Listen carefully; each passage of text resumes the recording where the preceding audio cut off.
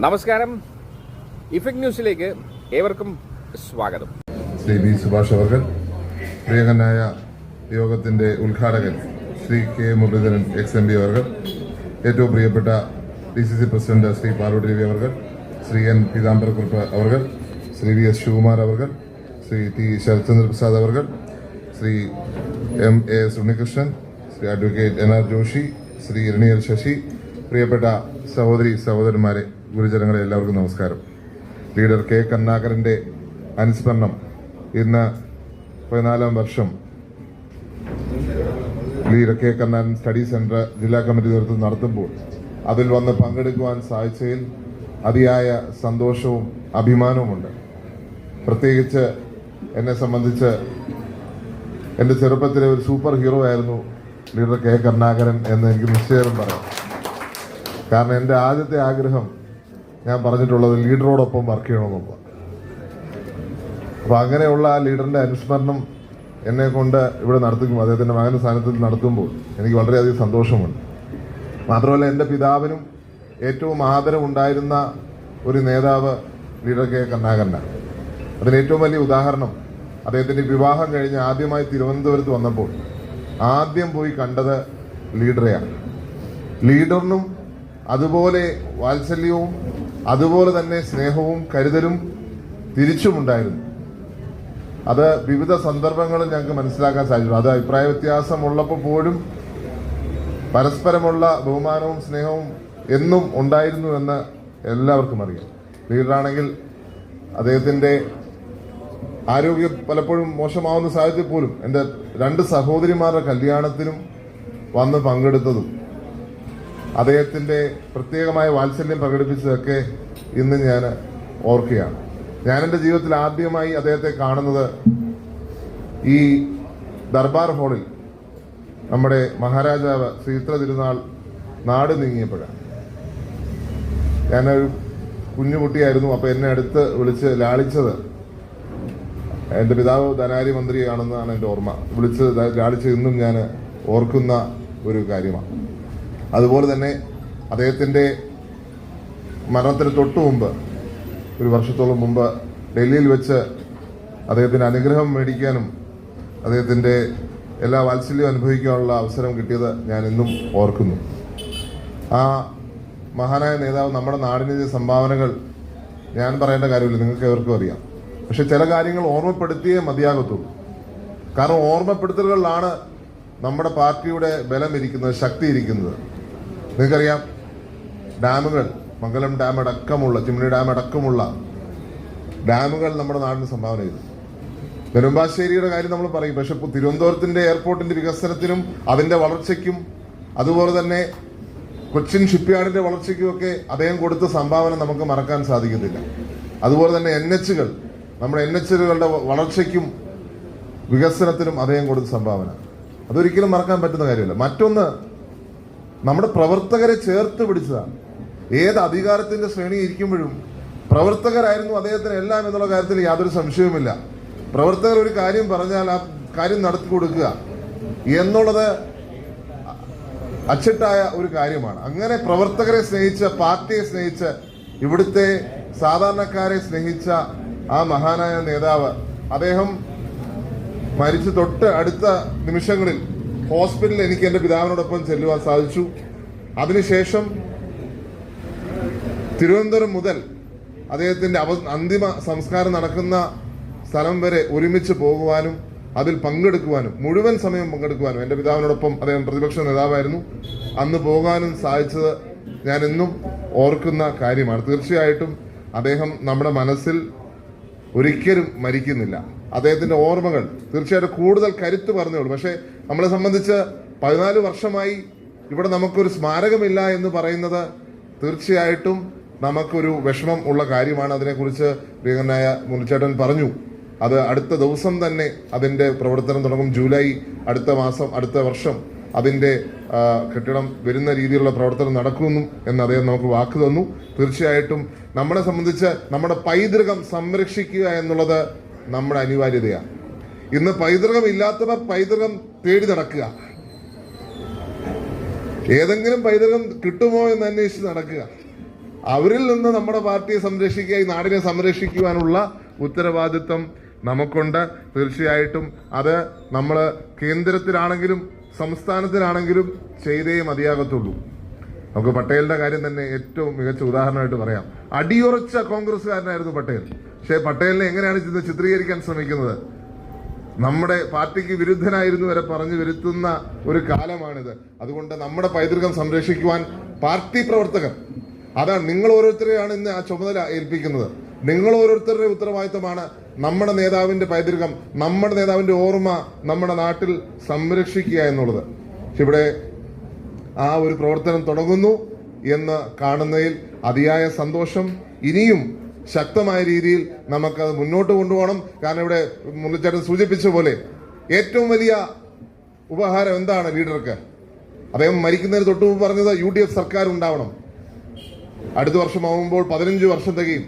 അന്നും നമുക്ക് ഒറ്റക്കെട്ടായി നിന്ന് ഇതേപോലെ അടുത്ത വർഷം കൂടുമ്പോൾ ഇവിടുത്തെ എല്ലാ നഗരസഭയും എല്ലാ മുനിസിപ്പാലിറ്റിയും പഞ്ചായത്തുകളും ഭൂരിപക്ഷം ജയിക്കുന്ന രീതിയിലുള്ള പ്രവർത്തനം കാഴ്ചവെക്കുവാൻ കോൺഗ്രസ് പാർട്ടി പ്രവർത്തകർ തയ്യാറാവണം എന്നുള്ളതാണ് ഞാൻ അഭ്യർത്ഥിക്കുക. കാരണം അതായിരിക്കും അദ്ദേഹത്തിന് കൊടുക്കാൻ പറ്റാവുന്ന ഏറ്റവും വലിയ സമ്മാനം.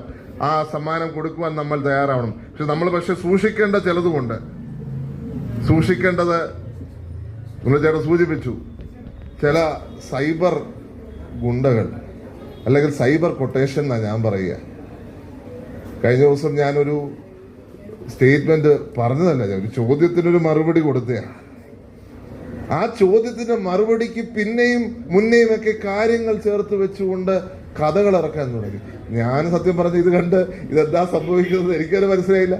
ഞാൻ പറയാത്ത കാര്യങ്ങളാണ് ഇത് പറയുന്നത് മൊത്തം. ഞാൻ ഒരാളെയും വ്യക്തിപരമായി ആക്ഷേപിച്ചിട്ടില്ല, എന്റെ പാർട്ടിക്കെതിരെ പറഞ്ഞിട്ടില്ല. നിങ്ങൾ ആ സ്റ്റേറ്റ്മെന്റ് എടുത്ത് നോക്കൂ. ഞാനൊരു ചോദ്യത്തിനൊരു മറുപടി പറഞ്ഞപ്പോൾ പറഞ്ഞു പാർട്ടി പറയുന്നിടത്ത് പോകാൻ തീരുമാനിച്ചു, കാരണം ചുമതലകൾ ഇല്ലായിരുന്നു എന്ന് മാത്രമേ ഞാൻ പറഞ്ഞുള്ളൂ.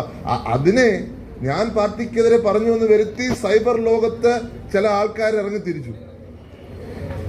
ഇവരെ നമ്മൾ സൂക്ഷിക്കണം. ഇത് പാർട്ടിക്ക് അപകടം ചെയ്ത കാര്യം. കാരണം ഇത് ഒരു ജനാധിപത്യ മര്യാദയ്ക്ക് ചേരാത്ത വിധം ഒരു ജനാധിപത്യ പാർട്ടിയെ കോൺഗ്രസിനെ ആക്രമിക്കത്തക്ക രീതിയിൽ, അത് മൊത്തം കോൺഗ്രസ്സുകാരാന്ന് പറയത്തില്ല കേട്ടോ മുനിച്ചേട്ടാ, അതിനകത്ത് ചില ഇടതുപക്ഷക്കാർ എന്താ പറയാ തോലണിഞ്ഞ ചില ചെന്നായ്ക്കളും വന്നു കയറി അവര് നമ്മളെ തമ്മിലടിപ്പിക്കാനുള്ള സമയം കൂടി ഉണ്ട്. അതും നമ്മൾ സൂക്ഷ്മതയോട് വീക്ഷിക്കണം. കാരണം ഇവര് വ്യാജ ഐഡികളിൽ നിന്നാണ് പറയുന്നത് മൊത്തം. ഞാൻ പലരെയും ശ്രദ്ധിച്ചു, പറയുന്നത് കോൺഗ്രസിന്റെ ഐഡി ആണെങ്കിൽ പിന്നെ ബാക്കി ഡീറ്റെയിൽസ് ഒന്നുമില്ല.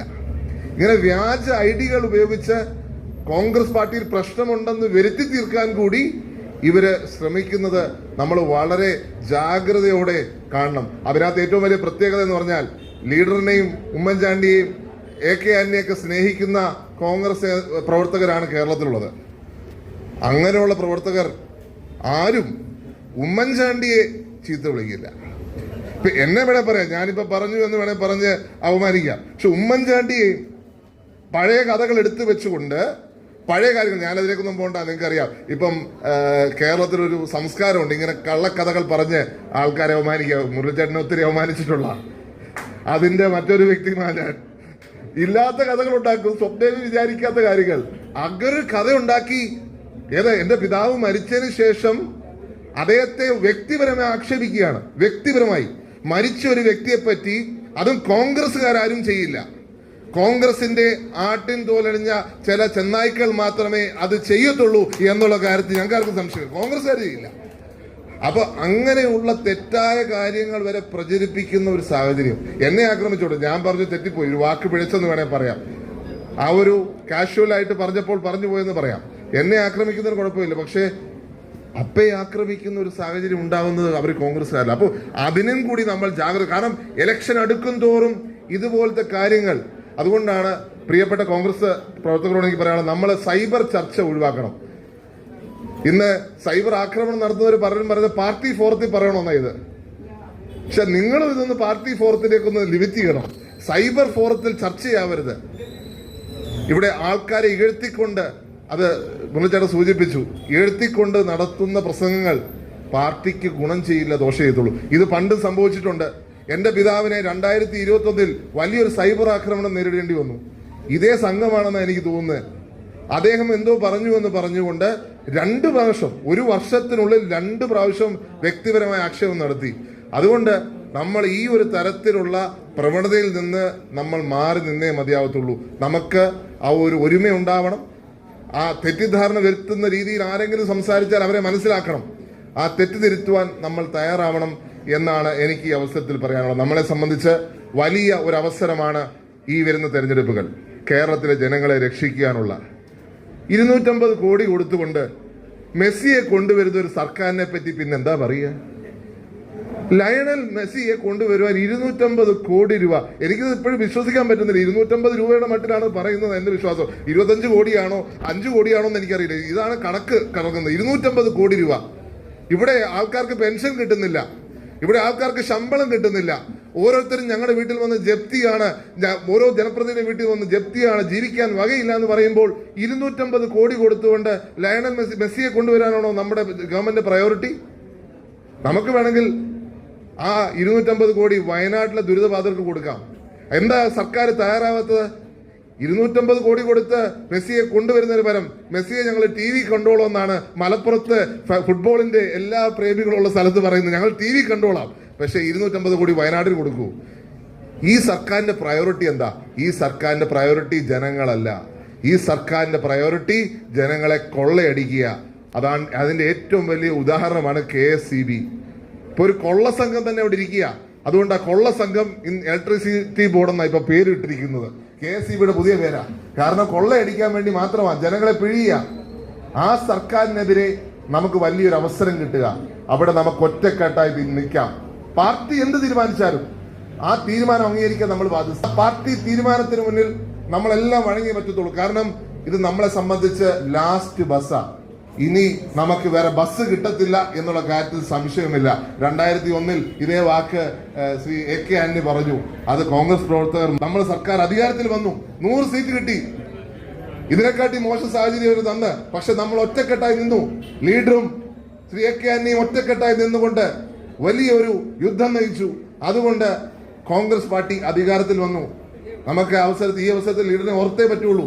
കാരണം അദ്ദേഹം അന്ന് നടത്തിയ സേവനം, അല്ലെങ്കിൽ അന്ന് നടത്തിയ പ്രവർത്തനം, AK ആന്റണി നടത്തിയ പ്രവർത്തനവും അന്നാണ് വീണ്ടും കോൺഗ്രസിനെ ശക്തിപ്പെടുത്തി ഇവിടെ നിലനിർത്തിയത്. അല്ലെങ്കിൽ അന്നും വീണ്ടും ഒരു ഭരണം LDFന്റെ വന്നേനെ. ഇവർ രണ്ടുപേരും യോജിച്ചു നിന്ന പോലെ ഒറ്റക്കെട്ടായി എല്ലാ കോൺഗ്രസ് നേതാക്കന്മാരും ഒന്നിച്ചു നിന്നാൽ യാതൊരു സംശയവും വേണ്ട, 2026 കോൺഗ്രസിന്റെ മുഖ്യമന്ത്രി, UDFന്റെ മുഖ്യമന്ത്രി ഉണ്ടായിരിക്കും എന്നുള്ള കാര്യത്തിൽ യാതൊരു സംശയവുമില്ല. ആ ഒറ്റക്കെട്ട് നിൽക്കുന്നതിന് നമ്മൾ തയ്യാറാവണം. കുറച്ച് വിട്ടുവീഴ്ചകൾ പരസ്പരം, ആ വിട്ടുവീഴ്ചയിൽ എല്ലാവരെയും ചേർത്ത് കൊണ്ടുപോകണം. ആരെയും മാറ്റി നിർത്തരുത്, ആരെയും മാറ്റി നിർത്തുന്ന സാഹചര്യം ഉണ്ടാവരുത്. ഇന്നാറെ കൊടുത്ത് നിന്നെന്നോ വേറെ ആൾ കൊടുത്ത് സംസാരിച്ചെന്നോ പറഞ്ഞ് മാറ്റി നിർത്തുന്ന സാഹചര്യം ഒരിക്കലും ഉണ്ടാവരുത്. നമ്മള് കൂട്ടത്തിൽ നിൽക്കുമ്പോഴാണ്, ഒന്നിച്ചു നിന്നാൽ നമുക്ക് യാതൊരു സംശയമില്ലാതെ ഭരണം കിട്ടും. അങ്ങനെ ഒറ്റക്കെട്ടായി നിൽക്കുവാൻ ഈ ദിവസം നമുക്ക് വേണ്ടി, ഈ സംസ്ഥാനത്തിന് വേണ്ടി, ഈ രാജ്യത്തിന് വേണ്ടി തന്റെ ജീവിതം മാറ്റിവെച്ച ഒരു തൊഴിലാളി പ്രവർത്തകനായി തുടങ്ങി കോൺഗ്രസിന്റെ മുഖ്യമന്ത്രിയായും കേന്ദ്രത്തിൽ മന്ത്രിയായും ഈ രാജ്യത്തിന് വേണ്ടി തന്റെ ജീവിതം മാറ്റിവെച്ച, അത്ര എളുപ്പമല്ല രാഷ്ട്രീയം എന്ന് പറഞ്ഞാൽ, നമുക്ക് തോന്നുന്നു എളുപ്പമാണെന്ന്. പക്ഷേ അദ്ദേഹം നടത്തിയ ത്യാഗങ്ങൾ എന്തായിരിക്കുമെന്ന് അദ്ദേഹത്തിനായിരിക്കും ഏറ്റവും കൂടുതൽ നന്നായിട്ട് അറിയാം. പിന്നെ അദ്ദേഹത്തിന്റെ കുടുംബത്തിനായിരിക്കും. മുരളീധരൻ അറിയാം അദ്ദേഹത്തിന് എന്തൊക്കെ ത്യജിക്കേണ്ടി വന്നു എന്നുള്ളത്. അങ്ങനെ ത്യാഗം സഹിച്ച് സ്വന്തം കാര്യങ്ങൾ മാറ്റിവെച്ച് സമൂഹത്തിന് വേണ്ടി ജീവിച്ച മഹാനായ ലീഡറിനെ ഓർക്കുന്ന ഈ ദിവസം അദ്ദേഹത്തിന്റെ ഓർമ്മകൾക്ക് നൽകാവുന്ന ഏറ്റവും വലിയ സമ്മാനം ഒറ്റക്കെട്ടായി നമ്മൾ നിൽക്കുമെന്നും കോൺഗ്രസ് പാർട്ടിയെ അധികാരത്തിൽ തിരിച്ചു കൊണ്ടുവരുമെന്നുള്ള പ്രതിജ്ഞയാണ്. ആ പ്രതിജ്ഞ എടുക്കാം എന്ന് മാത്രം പറഞ്ഞുകൊണ്ട് ഞാൻ വാക്കു ചുരുക്കുന്നു. നന്ദി, നമസ്കാരം, ജയ് ഹിന്ദ്.